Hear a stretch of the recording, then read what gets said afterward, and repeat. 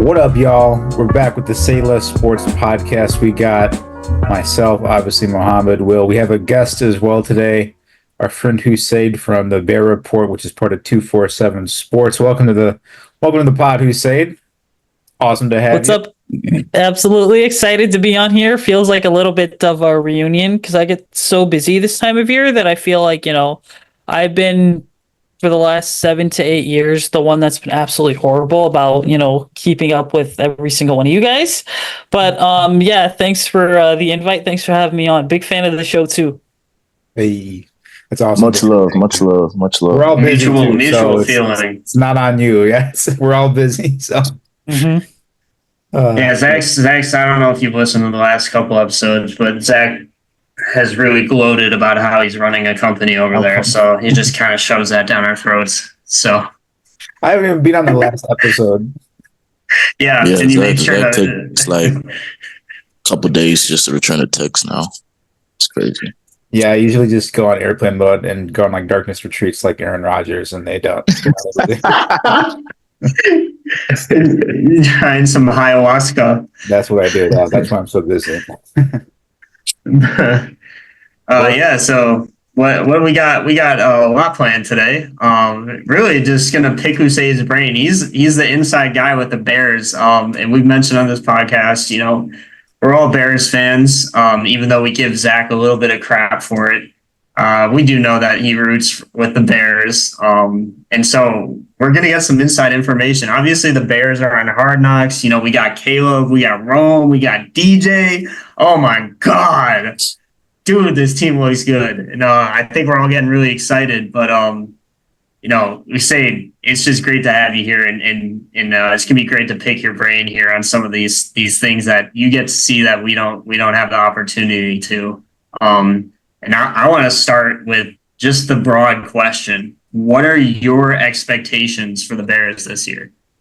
Honestly, I was on a podcast. So I was on someone else's podcast last week, and I've been to a couple training camp practices now. Obviously kept up with like the whole Hard Knocks show, which we can obviously get into later because it's been a disappointment for me. But like my expectations are simple, right? You've added all this talent. Like you have Keenan Allen, you got DJ Moore, you have another top 10 wide receiver, which, by the way, let's be real, guys. I mean, you guys have known me for forever. If you had told me 3 years ago when the Bears hired Ryan Poles that the third best wide receiver on this team was going to be a top 10 pick, I would have looked at you and been like, hey, what alternate universe are you from? Because like this is Chicago. This is where, offenses go to die, but seemingly running backs and tight ends find a way to live. But yeah, anyway, so my expectations, guys, this year are minimum of 10 games. Okay. Like you have the talent to win at least 10 games on both sides of the ball. Okay. Best case scenario. And this is best case scenario. And I said this on a show last week. I'm going to say the same thing again. If Caleb is like legit, right? Like he comes in and lights it up similar to what CJ Stroud did, which Caleb's got a far more talented offense than CJ Stroud has had in terms of like core playmakers. That's an understatement. The Bears should go ahead and probably win right around 13 to 14 games, right? And that's literally if everything goes well and this defense takes, the big step forward that everyone's expecting them to take, which they should take a big step forward because you paid Jalen Johnson, you paid Montez Sweat, you invested in TJ Edwards and Tremaine Edmonds. Jaquan Brisker and Kyler Gordon after this season are going to be eligible for contract extensions. Jack Sanborn's played solid.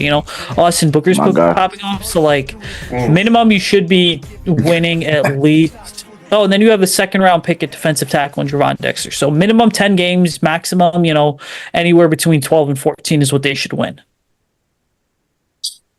Usayd. So what you're saying is that the line being at 8.5 is slam that over. Slam the over, boys. Put your what's the number entire net worth at 8.5. It's at 8.5? At 8.5. Put your net worth on that thing. Dude, that's the easiest money you will make this year. I'm not even joking. 8.5 is crazy. I hope. 8.5 is way too low. I was pretty surprised by it. I mean, it's also just like I feel like their schedule is just so incredibly easy, right? Like there's definitely some sort of like toss-up games, to basically or on the schedule, but then it's just like, okay, well, guess what? Your first basically like 4 games, well, really your first 6, you should probably be at least 4-2 or 3-3 through those, you look at after that, like Washington and Arizona should be automatic wins. The Patriots are a similarly matched team. Like that should probably be a win right there. Okay. So by the time divisional play actually like rolls around, which is week 11, I mean, the Bears should technically be like 7-3 at that point, and then you look at like, honestly, because it's the Bears and, to me, there's good things and bad things about this team. You should theoretically, if this team's for real, like split with Green Bay, okay, you should also, because Minnesota just lost JJ McCarthy for the season, you should probably be splitting with Minnesota or sweeping them and then splitting with Detroit, right? So that puts you right there at like right around, 10 to 11 wins. And then obviously, San Francisco is always going to be a tough matchup. Seattle's going to be a pretty solid team as well. But then again, it's just like I look at it and I'm like, if they can go 4-2 or at least, like 5-1 through the first 6 and then be at like 7-3 by the time divisional play begins in week 11, like there's no reason to think that like this team can't go on a run, Yep. I mean, Usayd. So you said a couple of things I want to talk about. So you just spent a lot of time saying good things about them, but you did say you were disappointed in Hard Knocks, and then you said there's bad things about this team. Can you elaborate on the bad things about this team? So I'm going to start with the, bad things about this team first. I think, number one, it's like, all right, we're going into like this is basically like the 5th week of training camp. Okay. And like, they still don't have, a center position or a starter at center figured out. Like I get there's, the whole, well, we're going to go ahead and we're going to alternate between Brian Bates, Coleman, Shelton. Look, that's cool because you signed one in free agency, you traded for another. But then also, I think, like, at the end of the day, at some point, like, you should have a surefire starter at this point. Knowing the Bears, what they're going to do is they're going to name someone. Like, when practice week rolls around in a couple weeks and they're actually getting ready for that game against the Titans after Labor Day weekend, like, that's when, whoever the quote-unquote starter center is that week is going to be the starter. And then you also look at, like, Nate Davis, the right guard. I mean, you paid this guy, $30 million over a 3-year period. And I got like last year he was dealing with a situation where there was a death in the family. I've heard rumors saying that it was his mom that passed away. I'm not going to like confirm or deny them. That's just like kind of stuff that's out there. But, I'm just going to toss it up as, hey, it was a personal reason. Death in the family is what we were told. So you have him, and again, he's been in and out. And again, he was at Hallis Hall today speaking with the media and pretty much said like, all right, well, I'm going to take this thing day by day. And it's like at some point, when you're making $10 million to play football, you should probably be available. I've also heard reports that like Nate just half-asses and absolutely hates practice, which is not surprising to see at all. And then your left guard situation, well, Tevin Jenkins is a guy that I have this love-hate relationship with because it's like watching him, he's the Bears' best offensive lineman. I also think that people really tend to forget that when Tevin was being drafted back in 2021, because I remember that cycle vividly. There were people in the general community that were saying, well, he for sure is a top 20 pick, but he fell all the way to the 2nd round. And it's because he's had like the back, the knee, the hip injuries. It just seems like every year throughout training camp, this guy's just like been injured, and then every year throughout the regular season, he gets injured too. And he's eligible for a contract extension this year. Like his party went to the Bears and were like, hey, we want to start negotiating something. And the Bears were like, well, we're not really going to talk to you until, mid-October rolls around. So that just goes to show like he's another player where when he's on, he's great. But then it's just like, he's not necessarily the guy that, is when you're not healthy, it just becomes very tough to like sit there and justify like why you should get that big deal. And so one of the things that I don't like is how like the O-line is pretty much like 1 or 2 injuries away from having like second and third string guys play, right? Going on a bit of a rant there. But then the second thing is this, like your defensive line, right? Like you drafted 2 defensive tackles in Javon Dexter and Zach Pickens last year. Javon's looked great in training camp. Zach Pickens being yeah, you know, my guy Dexter, man. Exactly. You know, Zach Pickens has not really looked good at all. There's something about, you know, when you spell the name Zach. Wow. It That's yeah, his time is over now. We're gonna have to. All right. Yeah. But not playing with you, Zach. Zach's my guy. Okay. So there's kind of that going for him, you know, where it's like he really hasn't done much of anything. And then it's like you look at, you know, this pass rushing group too, okay? The Bears love to rush 4 guys, but I sometimes feel like they're really only rushing with, you know, Montez Sweat off the edge because like DeMarcus Walker is kind of just like your inconsistent, you know, good, but also like semi-inconsistent paid veteran. You know, hopefully like Austin Booker pops off or something. He's so it's gonna kind of pop just off. He's next up. He's next up. Yeah, exactly. So there's, you know, some of the things I don't like. And then obviously, right, like you kind of look at like the wide receiver room. Look, the Bears are loaded at wide receiver for the first time in probably franchise history. But I also don't get why, you know, you're having like I'm really intrigued to see what some of these wide receiver 4s and 5s do, right? Like what the hell is Velus Jones going to do? Are they going to keep him at running back, or is that just solely a training camp experiment? Because I mean, from what we've seen, it's the Bears, and when things tend to work, they really like will go ahead and deviate from them. But when things don't work, that's when they just like constantly love to keep trying them, and that's just going back to I've covered this team for I want to say, you know, this is going to be my 8th season. So, like, my first year was the Mitch Trubisky year, right? The year they drafted him. My second year was the first year of the Matt Nagy era, which was just a fun team to cover. And now you kind of look at it. Like, I've seen this team be really good. I've seen this team just absolutely suck. But it's like there's a lot of, you know, for me, what ifs. Now, also, I'll say this, the opposite of the first question. I mean, baseline, if things don't go well and Caleb struggles, which is going to be sort of expected, he's a rookie quarterback, so you have to give him time to marinate. I mean, there's a chance that this team's looking at whatever, right? Like 7 to 8 wins, but this defense is too good to lose, you know, whatever, 10, 11 games. Agreed. Oh my God. Yeah. So what do you not like about Hard Knocks?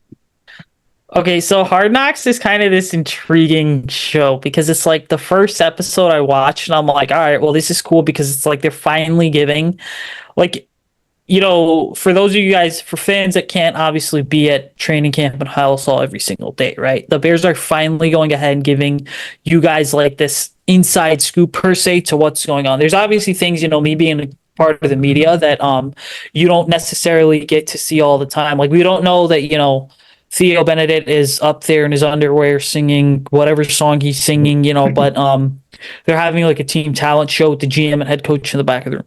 That's obviously real cool stuff to see.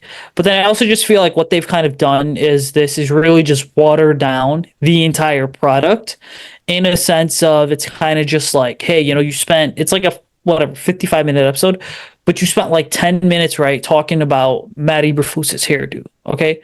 Like, cool. We all know it. We've all seen it. Okay, we get his wife was the inspiration behind it. He said his wife was the inspiration behind it. But give me some like actual football content, you know, like the Caleb Williams and the quarterback slip and slide thing.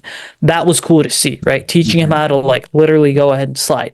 Some of the stuff from the second episode, like hey, the Ian Wheeler story where he deferred med school to go to you know, play football. Like, okay, that's a cool story. The Austin Reed story is really cool as well. But then some of the other stuff, such as the what is it? You know, like I feel as if like the whole Jonathan Owens story with Simone Biles being in Paris, right? Like, all right, cool.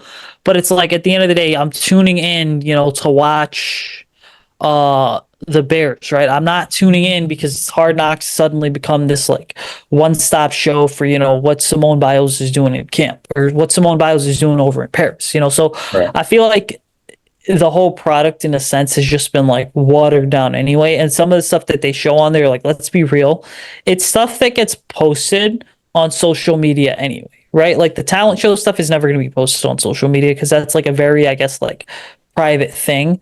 But then things such as like the Ian Wheeler story or like Simone Biles and Jonathan Owens, right? Those storylines that are like Valus at running back, like, all right, like we've seen plenty of it out there and there's plenty of coverage out there. So no need to like beat a dead horse essentially. Yeah. Zach, you got any questions? Because I do have one if you don't. You can go ahead. I still got a question. Go ahead, Will. Go ahead. I know I've been. Yeah, you've been asking. You've been taking up all the time with respect to jumping on over kind of to gameplay. Obviously, preseason, take it with a grain of salt, right? But how have you thought that they've looked in these first two games? And what are the positive sides of that? And then what are the negative or concerning sides? Yeah, so I think the positives are this, right? And let's just start with the good stuff first. But the positives, I think, really are this: is that like the Bears are basically putting themselves in a position to where it's like you very easily tend to see, you know, a lot of these like younger guys stepping up. And it's credit to Ryan Poles and this regime that when we're watching preseason football, there is a, you know, player that's a super late round pick, or there's a player that's an undrafted free agent that flashes a lot of potential. So it's like I look at it and I'm like, okay, well, you know what? Under the Ryan Pace regime, we probably never would have heard of, you know, a player like in Ian Wheeler, you know, or we probably never would have seen someone like Daniel Hardy pop up. We probably never would have, you know, seen a stud such as Austin Booker pop off. You know, we probably never would have seen some of these younger linemen like or you know, some of these like Karan Amagaji drafted. We just would not have seen it. So those things have been positive. You know, seeing the way that Caleb's kind of come in and played has been really good too. Because what you're seeing, I think, in Caleb is you're seeing this quarterback who is number one for the most part, pretty mechanically sound. You know, and when you are a quarterback whose upper body mirrors your lower body in terms of your footwork, and then you're able to step into your throws, you know, rotate your hips properly, really follow through, you end up in a situation where a lot of your balls really tend to go ahead and be accurate, right? The passes that you're throwing. Number two, I think you're seeing Caleb's command of the huddle. Like Caleb has this thing where during Bears practice, because the music is always blaring, he'll have his hands on his helmet and he will literally just be trying to like simulate an in-game situation and do the best that he can to get, you know, the play calls really in. And then you're just talking about a player that has, you know, really smooth operation in and out of the huddle. So those are the things that have been real positive. You know, some of the negatives that I look at are obviously like some of the injuries that I already alluded to earlier in terms of, you know, you really have to start to wonder whether or not, you know, Tevin Jenkins and Nate Davis are going to be really healthy. You look at the safety room, well, I get you got Jaquan Brisker and Kevin Byard there, but if one of those, you know, knock on wood gets hurt, well, then you're going to be in a situation where you're playing, you know, a late round pick in Elijah Hicks, who honestly, like, quarterbacks love to pick on Elijah Hicks when he's back there because the guy just ends up screwing up the coverage every single time. And then you also just kind of look at where the Bears are at when it comes to some of the defensive line depth as well. Like I get you got Andrew Billings, I get you got Javon Dexter, you're 1 in 3 techs, but then also, you know, who in that D tackle room is going to step up? You know, who are you going to get to step up for the edge rushers as well? Because, you know, when the real games begin and the games start counting, well, guess what? There's a chance that, you know, we're looking at Austin Booker and saying, all right, well, it was a lot of preseason hype. And the reality of it is, you know, we need to kind of slow this thing down. It's against guys that, you know, are maybe high draft picks and guys that are really established starters. They're going to be able to stop him really quickly, which just means he's going to have to continue to play better as well. Cool. Really great insight there. Hey, Usayd, I got players I don't even know. So, I mean, I don't even know some of the left tackles and the guards you were dropping. So I appreciate the insight. It's really awesome. Yeah. Yeah, it's crazy hearing that all from a fraud. It's weird. Oh my God. I don't know how you know all that, man. Zach, could you name the Kansas City lineman? No, I cannot name the Kansas City lineman. Okay. Usayd, I got. Can you name the Chicago lineman? Yes, every name he just dropped, I already know about. Okay, so chill on me. Usayd, We're in an Alabama national champion shirt. What does that have to do with It NFL? seems like you wear that every single episode, bro. I'll let y'all. No, What's your- come on. Let's defer from the tension. I'll let you ask your question. I got a question. Yo, Usayd, Muhammad, one of my I know someone, good buddy of mine. He's a Bears fan, but he also covers, Alabama for what do you call it, for Sports Illustrated. So hey, I will put the good word in for you guys, and he'll be happy to hop on with you and talk Alabama all you want. But yeah, what was your That'd question? be great. That'd be great. Okay. Mhm. So me and Will, I kind of talked to this about Will last week.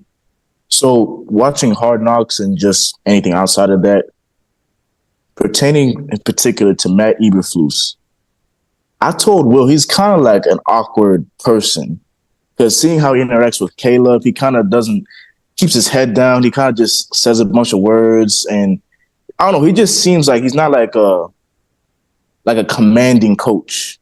Like he commands the room. Yeah, the word we used last week, I believe, Mohammed, was insecure.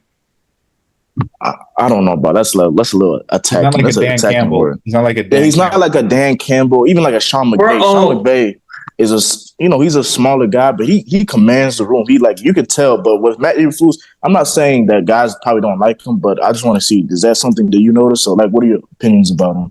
I mean, see, I go back and forth about Eberflus because on one hand, I'm like, all right, well, the franchise that's known for defense kind of went out and hired your prototypical, top-notch defensive-minded coach who is going to build up a defense to keep the team competitive, which sometimes I look at this whole situation and I'm like, we are in for Lovie Smith 2.0. But let's be real, after, Trestman, John Fox, Matt Nagy, I'm sure that if Matt Eberflus over a 10, 11 year period were to win 81 games and lose 63, 64, which is what Lovie Smith did, Bears fans would be pretty content with it.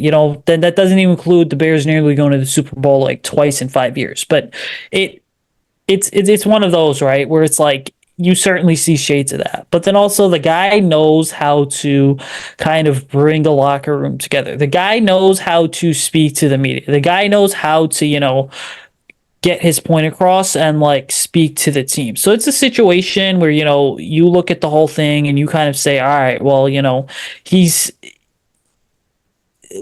really going to be a big year for Matt this year because he supposedly took lessons in the offseason to get better with the media. Sometimes he does what every other Bears head coach and GM has done, which is just bounce around the questions. Sometimes he gives a really direct answer, but for the most part, I think you certainly see that the players are buying into him. One of the big things that's kind of come out of House Hall has basically been Matt saying, hey, listen, we're going to give you guys the keys, referring to the players. This is your team. You guys are going to run this year, So he's really putting that onus on the players in terms of, hey, you have to go out and, you have to put yourself in a position to where you are the one that is really making a big impact on anything and everything that you're doing. So again, this year, like I said, is going to be very telling for him simply because it's he is going into year 3, and if he comes out and has a bad year, well, do you blame it on Matt Eberflus because maybe his defense wasn't good enough? Or do you kind of go and say, well, we had a rookie quarterback? And that's, I think, what scares the hell out of me for this year, too, is it's you have a coach that you could argue is possibly a lame duck coach that's going into year 3 that if the season doesn't go as the Bears have planned, do they fire him and basically say, all right, well, we're going to go ahead and start all over? And then that puts you in a situation where it's you're repeating the cycle all over again. Or do you say, well, the Bears lost, we're going to bring him back for another year and just put ourselves in a situation to where we're going to give him through the end of 2025 to kind of figure this out? Okay. Interesting. I think they get rid of him. I don't know, man, because this league is all about offense, and I feel like him as a defensive coach, just I don't know. You have a star quarterback, or potentially a star quarterback. You have the best wide receiver core, maybe in the league, top 3 for sure. You have a great tight end. You have a great tight end, running back. You have DeAndre Swift.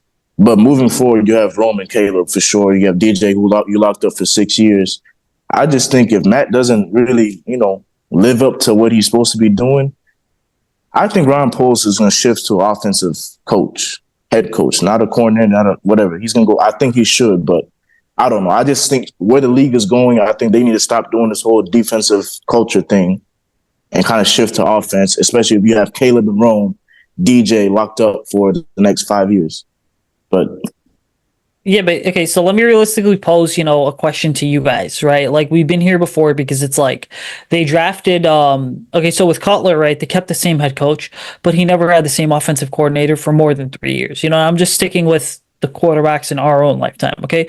With Trubisky, yeah, it's like you drafted the quarterback, gave him basically a lame duck head coach in John Fox, and then you hired Matt Nagy the next year. You kind of did they did the exact same thing with Fields. So to me, it's like if Ryan Poles is smart, right, in terms of what he's doing, do you guys seriously think he should repeat the cycle, or he should go ahead and be like, all right, well, we're gonna stick it out for Eberflus for another year, just to kind of ensure that there is that like consistency and continuity, instead of just committing, organizational malpractice all over again. Like, would you guys be okay with Eberflus sticking? If the Bears suck this year, for Caleb Williams' sake, would you be okay with Eberflus sticking around for another year and giving him another chance to kind of figure this out instead of just repeating the same cycle?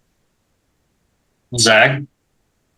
That is that's a tough question because I see both points. I don't want Caleb to fall into that same trap that Justin did. I feel like we threw Justin into the fire that first year when Andy Dalton got injured, and then he was not set up for success at all. So I just want to see, if they suck this year though, after everything we've done, after everything we've added, I don't think Eberflus is the guy. We've had so many things we've added on offense. We have so many things we've done on defense. We turned it around defensively last year. We turned it around offensively last year with not the same amount of weapons. So I would just say, that's tough. I don't know about get rid of him. Get rid of him. I don't know about if you have an opportunity to get somebody better, get rid of him. They have had, first of all, they've had opportunities, but yes. I just think I'm just speaking from the what about the offensive coordinator? Would we replace the offensive coordinator? Well, Shane Waldron. Yeah, I've heard a lot of bad I haven't things heard good things about him from Seattle fans, but then again, a lot of fans, every fan say bad things about their coach, coordinator, whatever. Yeah. So, how do you feel about him, Usayd? I like Shane so far based on what I've seen in terms of his offense, because someone always seems to be open. I want to say like 3 or 4 film breakdowns following the game on Saturday, and I will say that someone is always open in this offense, number one, designed to kind of put the ball in space and let the playmakers go ahead and make plays. But then specifically in the running game, this offensive line is still kind of getting a consistent push, which is really a credit to the O-line coach and run game coordinator, Chris Morgan. But then I also kind of look at the running game and I say, all right, there's always seemingly an open lane. It just goes back to, hey, can the running back go ahead and execute? Can the offensive lineman go ahead and block their assignments? But really, it's like if you fire Eberflus next year, then you fire the coordinator as well, right? Because if you do go the route of offensive-minded head coach, unless you're hiring someone who directly knows and has worked with Shane Waldron in the past, well, then that guy's going to want, his own offensive coordinator in there. So, and again, just looking ahead to 2025 here, if you do fire Eberflus, then you better be on the phone with Bobby Slowick or Ben Johnson. I was going to say Ben Johnson, if he becomes available, because he was supposed to be on the market last year, but he stayed with Detroit. He might be on the market next year. Would you go for him? Is he worthy enough to like leave Shane and Eberflus and all of them behind and be like, hey, go get Ben Johnson? Well, yeah, absolutely. Because it's like you're talking about a guy who, took a broken Jared Goff. Not even fully broken, but you're talking about a guy who took a damaged Jared Goff. The Goff-McVay experiment had kind of run its course a couple of years ago in Los Angeles, and you pretty much made him into like a damn good quarterback. Like I think, Bears fans, and on my own podcast, I'm incredibly blunt and straightforward with people sometimes. But I'm like, I think what is this? This is, as Bears fans, people have a tendency to like say the Lions, the Vikings, and the Packers absolutely suck. When it's like, you look at the way that Jared Goff played last year, and you may say, well, yeah, he sucked per se, but it's like, don't tell me that you would take, 2023 Jared Goff that you wouldn't take him over like some of the starters that the Bears have had, because ultimately like that version of Jared Goff on some of these Bears teams is probably making a pretty decent playoff run. I would agree. Okay. Yeah. Good point. I would agree. I'm not one of those people. I don't say bad things about Jared Goff. That's fair. I'll share some of my thoughts on the topic of firing Eberflus or what direction we go. So it depends. We need context here. Like, what is a terrible season? Because if they're as bad as they were last year, I would fire them. I was going to say, I need to see at least development from Caleb and something. Exactly. I have extraordinary expectations for Caleb, and I personally feel that the room for error is very low. And the reason for that is because, frankly, in the Justin Fields era, and I know I'm biased as an Ohio State fan to an extent, but I don't think they did everything they could to really help develop him. And I don't think they wanted to, partially also, because I don't think they thought that was their guy. But the reason I say that my expectations for Caleb are high is because they have really helped him. They have given him a lot to work with. He has he's like one of the top prospects ever, or just at least since in the last 20 years or so, right? He's got a Patrick Mahomes comp, which obviously, that stuff's kind of meaningless, but he has the tools to succeed. Personally, I've liked what I've seen thus far, but he's got to, in my mind, develop or be good immediately because of essentially the opportunity cost of what they gave up by getting rid of Justin and not trading that pick for other picks where they could have gotten a Marvin Harrison Jr. or something like that. Not that Rome is much of a downgrade from Marvin Harrison, but that's just how I view it, is that he's got to be good fast, and that especially with their cupcake schedule, and the defenses they're going to play, I have personally just kind of high expectations on him. I know I didn't talk about Eberflus getting fired there, but real quick, what are your thoughts on that? Yeah, I mean, you are 110% right. And let's look at the other Ohio State quarterback, Justin Fields' successor, CJ Stroud. The way CJ popped off last year in Houston, oh my God. There is no reason for Caleb to not take off in a similar manner. Because if we're gonna be honest, hey, Caleb I'll just allude to this real quick. Stroud was dealing with a bunch of dudes no one had heard of. No one knew who those guys were. Now they do. Exactly. Right. So it's for CJ, I mean, he had a much less talented offense, a much less talented defense. Yeah, you can make the argument that he had a better left tackle with Larry Tunsil, but whatever, right? At the end of the day, the core just was not as good. And so for Caleb, it's hey, you have a basically really good player, a very underrated player in DJ Moore. You got a really great player in Keenan Allen, who when healthy has been one of the best receivers over the last decade. You have Roma Dunze there, who's no freaking scrub anyway, and with Marvin Harrison Jr., Malik Neighbors, Dunze, you could have made the argument that any of those guys were wide receiver ones. And then you have a top 10 pick at left tackle in Darnell, right? You have a really good running back in DeAndre Swift, who had a career year last year. So I agree, there's no reason for Caleb to pop off per se, or well, he should pop off, but there's no reason for him to start slow out of the gate, because it's the schedule's too easy and everything just matches up for him. I'll talk a little bit actually about Eberflus now, since I kind of rambled on about the quarterback situation between obviously Fields. God. This is a little comment. But I think I kind of agree with what Zach and Mohammed were saying, and I understand your point too. But if the Bears are just terrible, if they're the equivalent of last year, that means that they have not progressed in 3 years, essentially. And yes, I understand you got a different quarterback, really a different team in a lot of ways. Well, that's not entirely true, but they have to make progress with this schedule. So I need to see some kind of, bright spots, essentially. Otherwise, I would personally fire Eberflus. However, I will say, if it is an 8-win season, I think that's in the point at the point where I wouldn't fire him. And the reason is because of what you alluded to earlier, Usayd, which is they've done this cycle before. And I've preached this countless times to anybody I talk to, which is let's just rinse and repeat quarterbacks every 3 to 4 years, change the coaches on them a couple times, and then not really give them any help. I mean, who the heck were the guys that Justin Fields was throwing to last year outside of DJ Moore? I mean, honestly, like Velus Jones cannot catch. No disrespect to him. That dude cannot catch a football. Darnell fell off the map. Darnell fell off the map. Cole Kmet was hurt. He was hurt and still up and coming. So like we've seen this story before. So if I'm the Bears, I'm fighting as hard as possible to justify keeping Eberflus. But if the season ends like it did last year, with you got 4, 5, 6 wins, he's gone. Like he has to be gone. You gotta progress. So that's just kind of my 2 cents.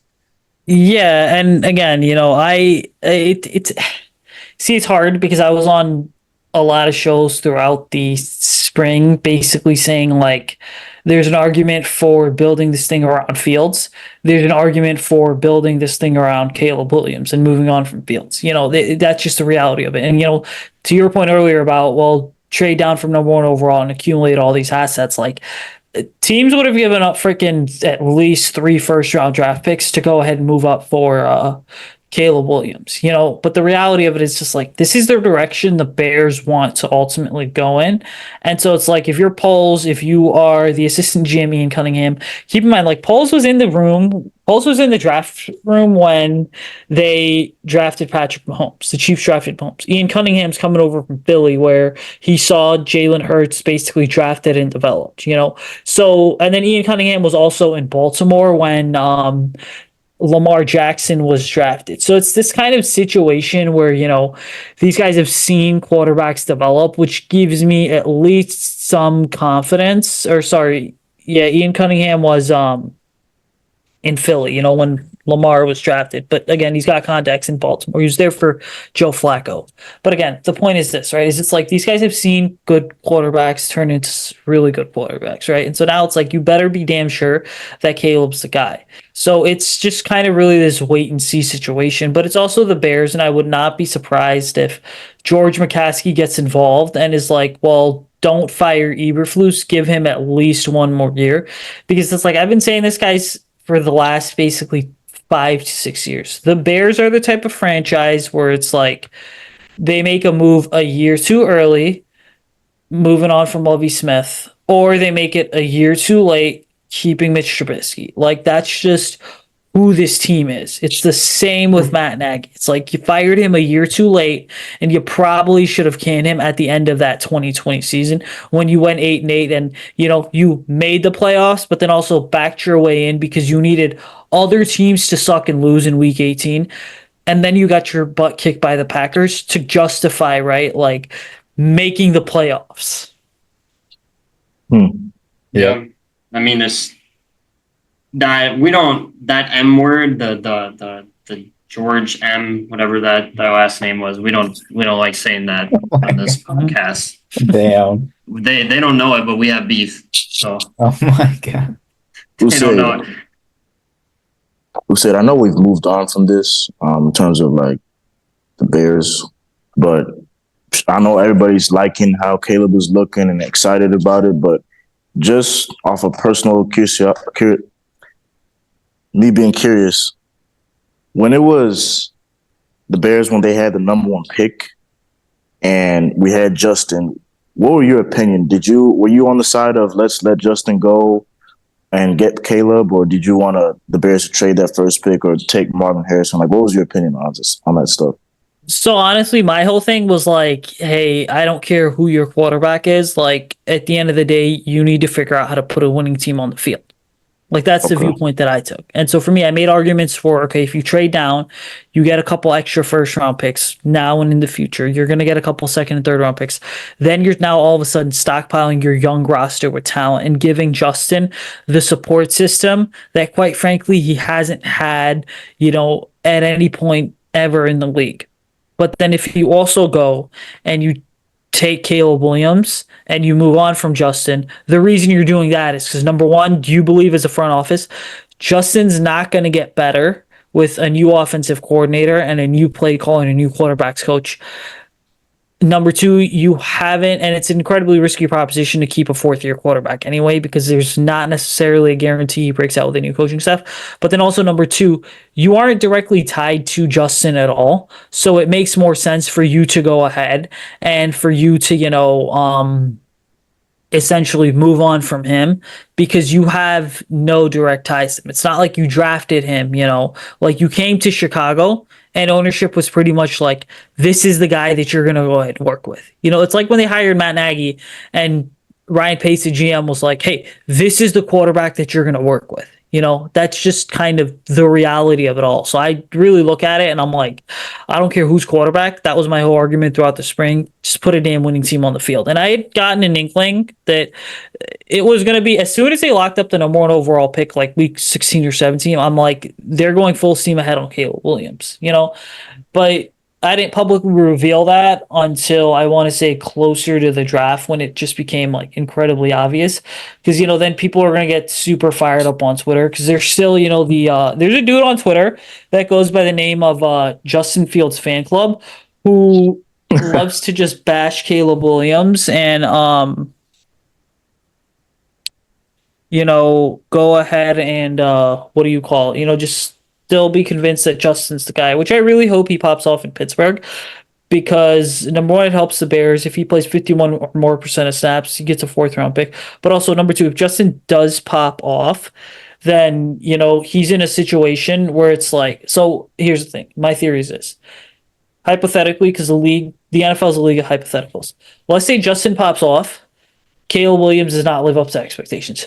Who is the dumb one then? The dumb one's going to be Ryan Poles because it's going to be, well, your evaluation coming from a championship organization in the Chiefs was absolutely trash of the quarterback position. Mm-hmm. That's just going to be the reality of it. Facts. Okay. Thoughts on the stadium dilemma, Usayd? Do you have an opinion on that or you don't really care? Yeah, I mean, look, like the Bears have, okay, so the Bears, the city of Chicago, and Arlington Heights have made basically a freaking mess of this. Like last year, when there was all these reports of, oh, we're going to build a stadium, well, the Bears are talking about, building a stadium in Naperville. I was like, that's stupid, because it's like, if you go to that Naperville, Aurora area, it's like, where the hell are you going to put a stadium? Then you really you're just going to throw it on top of the, the construction that they're always doing. Well, dude, build it. Well, okay, so you know where the Aurora outlets are off, what is it, 88? Yeah, well, they're building like a giant casino there across the thing, So, like, and I think it's Bet Rivers that's got a sponsorship with the Bears that's, like, building that casino, But I'm just like, that's stupid, Naperville's out. Freaking ain't nobody driving all the way to damn Joliet for the thing. Like, could you imagine being a Bears player and having to, on game day report to the team hotel, because a lot of teams will have players stay in the hotels the night before the games for closed stadiums, but then stay in a hotel in like Chicago, but then have to drive like an hour to Joliet with all that traffic, even though you have the police escort. Like, that would just be freaking stupid. Plus Joliet, is not necessarily like, it's 355 South, but like, what the hell is there in Joliet? So that would just been stupid. My whole thing is, you still have, if Arlington Heights is on the table, which it's the Arlington Heights School District that's kind of holding everything up, that's still going to bring a lot of money to the school district, right? Dorton, Arlington Heights, if you can get something figured out where you're building it in the city, hey, that's great. But the Bears, I think, have 10 more years in Soldier Field through 2033 or 34, which is probably where they're going to end up playing. Like, if we don't hear something new and concrete about the stadium, that they're breaking ground in at least 2025, like, then they're not going to go ahead and, they're going to be out of options. Okay. I had one last question. If Zach, you don't have anything or Mohammed. Okay. Define a successful season. All right, so I'm going to say a successful season for the Bears is this. Caleb Williams comes in. He has, let's just say, 33 to 4,000 yards. Got it. He has anywhere between 22 to like 35 touchdowns. Got it. Whatever, 10 to 12 interceptions, which is still, a pretty good touchdown interception ratio. The Bears win at least 10 or 11 games minimum. They end up going to the playoffs and they end up, making a run to the divisional round. Because I do believe that amount of talent is there. Like the Bears are this roster where, the roster's not, to me, good enough to compete for a Super Bowl just yet, because again, they do lack, another really good pass rusher. There are questions about the offensive line, but I certainly think the roster is good enough to win at least 1 to 2 playoff games. Awesome. Wow, I completely disagree, but yeah, I was gonna say that was pretty high. That's a high bar in my opinion, but not high enough to me. Well, I mean, we can move on. oh, Muhammad has. I think I'm going to the Super Bowl, but yeah, we can move on. There's no. I do not think that that's going to happen. I don't think a Super Bowl's in play yet. You need playoff experience first, in my opinion. Exactly, and that's the thing. They don't have the experience that a team like the Lions or the Eagles do, or a team like the 49ers, Like, I seriously Would think... you say is that? I just said the Chiefs, 2-time Yeah, exactly. Super Bowl champions.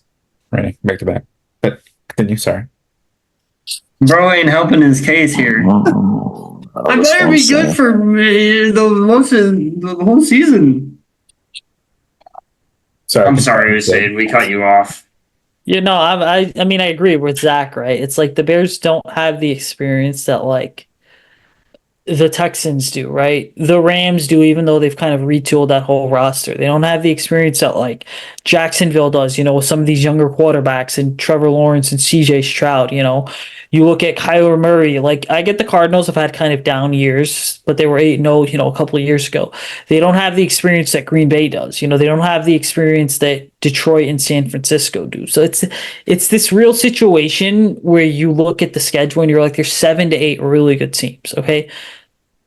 They can compete with, but are they experienced enough? Yeah, I don't necessarily think so. But those are also the games. Oh, go ahead. I was just going to say my comp for them is the Texans of last year. And I know you alluded to that, but like CJ, yes. All right.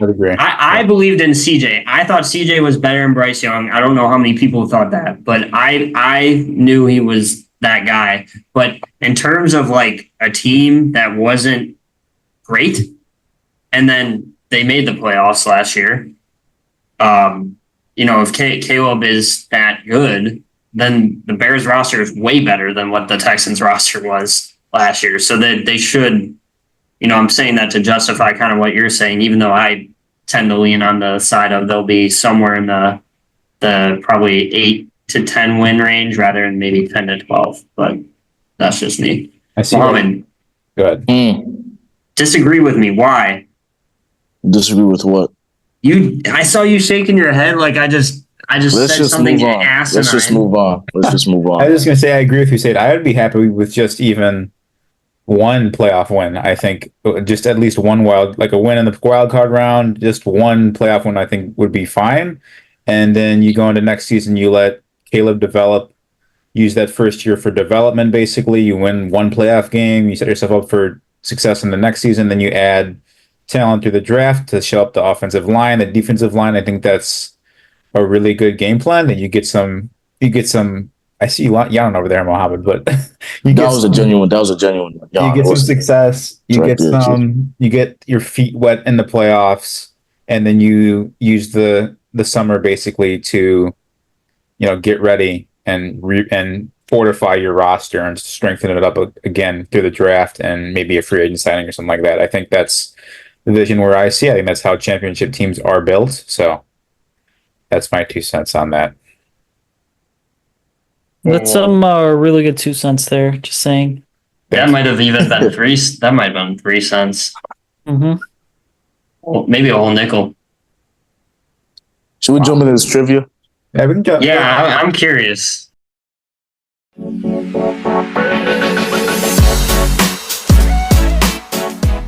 Okay. Usayd, look, after listening to you on this episode and seeing your content, you are on a very short list for me personally of people in the football world that I respect, that I take their opinions seriously. But after this little trivia, that can change. I'm just gonna let you know. Okay. What about me? What about Will? Are we on that list? Usayd's our guest. Okay. Wait, you said the list? We do have to let it. We do have to give Usayd the red carpet. Wait, you told me you said he said the list. Yeah. Zach, you're not even scratching the list at all. I'm sorry to tell you, my friend, but that's. Don't even ever ask that question. I wasn't expecting a high ranking anyway, so it's fine. Don't think about things like that because come on, man. I already said so. Usually we just do trivia. For the past, basically every episode we've done, I've hit Zach and Will. They've gone up against each other. Will kind of hit me with little sucker punches last week. Some of these questions are easy. I don't know your knowledge about Bears history. This is really just Bears history facts. So, we'll see how you do. I got how many questions? 1, 2, 3, 4, 5, 6, 7 questions for you. Was that too much? No, I mean you go all out, man. I was barely able to come up with like 3 last week that weren't like the equivalent of who's there, Jordan. Will and Zach, if you guys want to, I guess steal, not steal, but if you say can't really get a question right, I guess you guys could try your luck at it, but we'll see. So Usayd, if you're ready, man, I can do this first one real quick. Yeah, let's go. I'm excited for this part. Okay, so the Bears, if you guys didn't know, were one of the founding franchises of the NFL. They were established in 1919. They moved to Chicago in 1921, and then they were named the Bears in 1922. But in 1919, in those 3 years, can you tell me what their name was, their original name was? Yeah, it's the Decatur Staleys because that's where they originally, quote unquote, started. Okay. Is that right? Yeah, it is. I didn't expect him to just get him. Okay. All right. You look disappointed. Dude, I thought you lagged out, bro. He looked like he got it wrong. But no, I'm just surprised. He just no sweat with that. Okay. Move on to question 2. So, the Bears have the most retired jerseys out of any NFL franchise. Can you tell me how many retired jerseys they have, Usayd? All right, that's a tough one. Multiple choice. Yeah, do you have multiple choice on that one? Because I go back and forth with the number of Hall of Famers, which is, I know, right around 34, I believe, with the latest induction of Hester, Peppers, and Mongo. All right, but give me multiple choice for this one. All right, I'll give you 3 multiple choice. So let's see. Is it A, 20? Is it B, 14? Or is it C, 10? That is a good one. Wouldn't it be... Isn't it right around 10 to 14, right? It's one of those. I'm going to just go with 14. Ding, ding, ding. Wow. Dang. It is 14. Okay. So I remember back in 2013, that's when they officially retired the last jersey, and they were like, well, we're not retiring anymore. Yeah, but what's question 3? All right. Well, we'll say it's 2 for 2 so far. So this will be another multiple choice one. Bears have played their home games at Social Field since 1971. It's one of the oldest stadiums in the NFL. Can you tell me when it originally opened in? A, 1930, B, 1919, or C, 1924? Soldier Field. I believe it was 1924, right? But the Bears played at Wrigley for up until the mid 70s. Okay, yeah, 1924 is the correct answer. Wow. Okay, so dude, it's profit. you say the Bears played in the first ever NFL championship game in 1933? Can you tell me who they beat in that game? Is it A, the New York Jets, B, the San Francisco 49ers, or C, the New York Giants? Let's see. Okay, so you said Jets, Niners. It would have to be the Giants because the Giants are one of like the oldest founding members, and I know there was a period where throughout the 30s and 40s, the Giants were one of like the top teams in the league, and they're also celebrating their 100th anniversary this year. So there's that. The Giants are. Okay. Yep, Giants is correct. Dang. All right, man. Well, who are we talking to right now? D-check? Damn. Dude, when were you born? Same Okay. year as you guys. Let him cook. All right, Usayd. Another little fun fact. The Bears actually participated in the first ever Monday Night Football game. As everybody knows, watches football, Monday Night Football is, a good staple in the league. So the first ever game was in September 21st, 1970. Can you tell me what team they played in that Monday Night Football game? Is it A, the Cleveland Browns, B, the New England Patriots, or C? Let's not see. It's not C. It's not C. Okay, is it A or B? Okay, I feel like it is. So I feel like this one's kind of a trick question. Okay. And the reason being is because from what I know, talking to like people that are like on the Jets beat, I believe that the Jets were on the first like Monday night game, and didn't they play against the Browns? So that's why I feel like it's kind of a trick question. They did play the Browns. They lost the Browns 31-14. Okay. Dang. Dude, you need to just make up a question. Here's some Like, that isn't even true. Just, Well, I wasn't prepared to do multiple Fake choice, news. so yeah, we can tell. That I was just gonna try to ask him straight up, but I might have to ask him No more this next multiple question choice. straight up. yeah. Okay, so Usayd, the oldest player to ever play in NFL, played for the Bears. His name was George Blayden, who played for the Bears. Can you tell me how many years he played in the NFL? This one, honestly, I'm gonna admit I do not know, and the reason being is because it's like I can't go like that far back, in terms of the what do you call it? Wait. What was his name? Is it Did you say Blada? George Blanda? It's George Blanda. Blanda, yeah, George Blanda. Okay, well there was a running. Okay, all right. This name sounds familiar. I was like, who the hell is George Blada? So wouldn't it be 26 seasons? I know he definitely hit like the like 20 There's something no way. mark. There's no way. Mohammed, Well, no, is that because right? Yeah, that's right. Because You the gotta thing is, be kidding me, bro. so I remember this name because when I was working at Fansided, I had written specifically an article on like some of the best like Bears players ever, Yep. and Blanda was like, and I could only choose 10. Blanda was on that list for me, so I swear he played until he was like 45. Okay, yeah, we say, something like that. do you know what age exactly did he play to? That one You I wanna do guess? not know. Can I Not take a that, guess? like- Yes, anybody can take a guess. 48. 45. That's correct. Wow, That's correct. 48. 48. Dang. That one I actually knew. Yeah, I Dude contributed. was better better than Tom Brady before Tom Brady. He walked so Tom Brady could run. Exactly.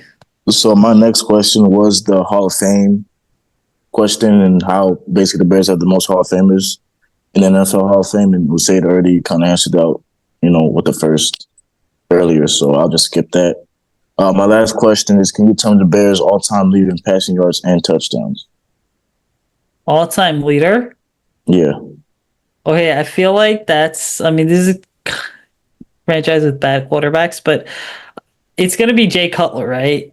It has to be, yeah, because he had like that 8-year run, but that's the standard, yeah, That's it is the Jay standard. Cutler. Well, I made that last one easy because I'm like, dang, these first couple ones might be a little too hard for him, but Apparently not. apparently not, man. We need to look up something like that's the equivalent of like Who was the first Bears player to say the word hike? Hey, I got a Nobody little knows. Who say you No know one ball, knows. bro? You know ball, my Mhm. friend. You know ball. Well, okay, so it's a bit of a how much time do we have left on this one?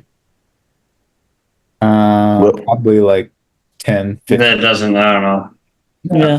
I'm not No, sure. but it I was don't care. okay, this is, about 3-ish, going back to about 2 to 3 years at this point, but I was when we were all kind of fresh out of college, I was just out there applying for jobs left and right, and I had actually landed an interview with the Bears working as a like journalist. Now, obviously, I'm not going to get into the nitty-gritty details of like why things didn't necessarily work out, but it was incredibly interesting because I was sitting in the interview room at House Hall, and Larry Mayer, who's covered the Bears for forever, right? One of the questions he asked me is he's like, hey, so how much do you know about, Bears history? And I was like, oh, so I feel like I know quite a bit, especially pertaining to like the 80s and the 90s, some of the 70s stuff too, but like stuff such as, the 20s, 30s, 40s, 50s, and 60s. That's all stuff that I like for sure want to, continue to go ahead and learn about. So just know that if you ever interview for the Bears, they're going to start asking you about the history of Muhammad. So now you okay. have all the answers. I have the answers. I have the answers. Oh, we got the human encyclopedia here. Bears encyclopedia. Aren't Bears you a history teacher encyclopedia. as well? Bears Usayd? historian. Yes, I'm a history teacher. There we go. I do this bear stuff on the side. I obviously like coach high school football too. I also I'm in my doctorate program right now too at Concordia, getting my I just started back in January, so I'm getting that in educational leadership. So that'll be like a 4-year process. A couple months here, it's going to be the end of year 1 for me. So if you want to start calling me Dr. Koshul or Dr. K, to start pissing certain people off, like go for it, right? Like I think that should be something that, we all collectively go ahead and do, and don't just make it like a one-day thing. There's some of these super inside jokes that I feel like you just have to go ahead, hammer home and just make it like a constant thing. Let's go. I'll pay Dr. everybody K. to do it. Dr. Usayd, yep. That rolls off Dr. the tongue Usayd. very nicely. Dr. Mhm. Koshul. Dr. Koshul. A question. DK. Exactly, yeah. DK like DK Metcalf. Hey, did you guys see the we got a couple minutes ago, but you guys see the new stadium the Clippers are unveiling? I know this is Yeah, I'm all yeah. over that, man. That thing is a crazy invention right there. I did not see that. Yo, it's supposed to be like, because the Clippers have always been known as like the little brother team in LA, because it's obviously just been this big market for the Lakers, but the Clippers are getting like their own like entertainment and like, basically like entertainment center where it's like you're gonna have the stadium and like a whole bunch of other things. And they're supposed to be like, because ever since all the Donald Sterling stuff went down and Steve Ballmer's now like started to like pump the new owner started to pump like more money into LA. It's ridiculous how like you guys know the soccer team Dortmund, right? They have like a closed off section. They have the in wall. their Yeah. the wall Yup. basically. So the Clippers are supposed to start like implementing that, and they're gonna get like a giant video board up there too. So it's supposed to be pretty dope. It is, dude. Their Halo board, basically their scoreboards is like that Halo board that the Atlanta Falcons have. Basically, it's like I think they say it's longer than an acre or bigger than an acre or whatever. So it wraps on the whole arena. It's crazy. And they have, how at some games, at most arenas, they have people walk around with those little guns that shoot off the t-shirts. Mhm. They have those things at the top so it can reach everybody. They have that. And like you said, they have the wall where they have strictly Clippers fans there. Only Clippers fans can sit there. You have to be cheering. Like they have certain rules to be sitting there. So they're basically trying to like in soccer, you have the ultras, basically like the super, super duper fans that are really into the team. They're trying to establish that basically with that. And I think they have the practice facilities inside the arena too. They have a court outside. They have like a little fan zone basically. So it's like the most modern arena. It's gonna start. It's gonna start. A whole line of because even the Bulls announced they have like they're gonna create their own little like play Entertainment area. thing, yeah. Like a little entertainment thing around the yard center. So yeah, it's really cool. That's gonna be sick. When does it come out? or when is it done? I should say. It's done already. This is the first season. Actually, I think it's it opens up. It's open. Yeah, it's. I think the first the first event happening is a Bruno Mars concert, which I think is either sometime this week. That's the first event, but they are playing it this season. They're gonna start playing it. Hey. Oh, go ahead, Will. Sorry, I just have a really cool fantasy football punishment. I was just gonna say, Lakers better start winning, Mm-hmm. or they're gonna go in the basement real quick. So here's what I'm thinking, okay, for the fantasy football punishment for the league this year. All right. Loser has to hop on the podcast and sing a song. In their underwear. Actually, that would not be a bad idea, but there's certain people that we don't want to see that from, right? But loser has to get on here. Dang. All right, listen, how about this? Loser has to get on here and sing a song that like you three end up agreeing on, okay? That's what the fantasy football punishment should be. And then you guys can take that and blast it on social media. Like, that might be incredibly, horribly mean, but, whatever, right? There has to be don't lose the league, okay? Exactly. Yeah, exactly. That's plain and simple. I know Zach Was there Zach's getting a little heated. I lost it last year. Was there a punishment last year? Huh? Was there a punishment last year? No. Dang. Well, dude, I remember the first year that... Well, I remember the first year that we did it, right? Like, Will had basically, like, all his players got, like, some of his players got, like, injured or whatever, right? Like, I think his quarterback got injured, and he's like, well, screw this, I'm not keeping up with it. And then he ended up, like, winning the championship. I think that was, like, the 16 or 17 season that happened. Yep. I've won it 3 times, I think. No, 2? 3? Yeah. I think it's 3, yeah. Yeah. Good for you. Which is crazy because one of those years I was like, I was injured for half the season. Dude, we should do a punishment though this year, and you should send that and make sure we get agreements on that because we know who is going to end up finishing last after they'll talk it up like crazy after the draft. Oh, this is my year. This is my year. Dude, just draft all Tampa Bay players seriously. Put your stock in Baker Mayfield and Mike Evans. Oh Lord. Yeah. Hey, Mike. Hey. Relax on the Mike Evans. But Jack always, our friend Jack, a friend of the pod, Jack Novelli, always takes Mike Evans way too early. So yes, we don't need to take him. He'll take him like second round when he's supposed to go like fourth round. Yeah, but see, here's the thing, dude. Okay, last point I'm going to make here, because I know you guys probably want to close this out. My whole thing is it's like you can take, like, Mike Evans has been in the league since 2014, so he's going on to like whatever year 11 or 12.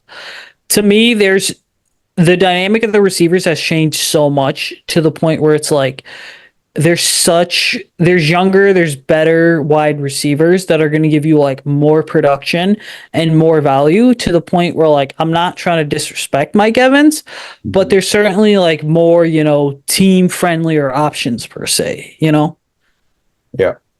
It's all about getting value based on, what round it is.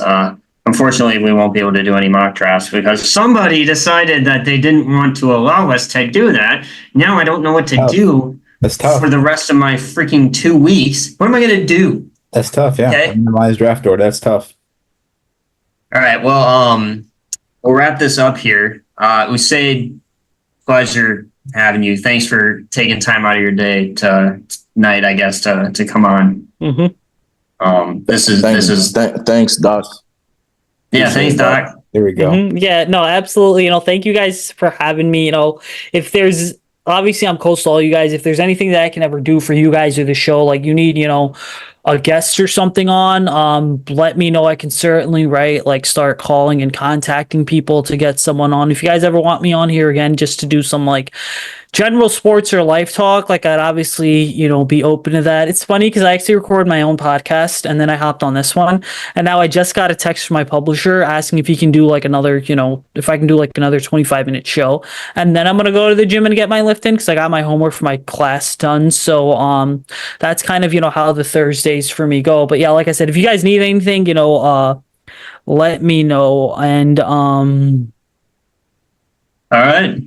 Yeah, I mean, follow Usayd on social media. Follow him on. Yeah, follow Usayd Koshul. Usayd, USAYD Koshul. It's on the screen though. You can see that. Follow this man and follow Bear Report. They go hard. They got great content out there. All you Bears fans, be following that. We'll definitely be having you back, Usayd, probably multiple times throughout the season. I'd personally like to get you on at least bi-weekly, if not more, depending how often we do this. But be great to get your insight as the season progresses. So great stuff, guys. And Usayd, thank you again. Absolutely. Yeah. Thanks, guys. Yeah, we'll see you guys next week. Peace.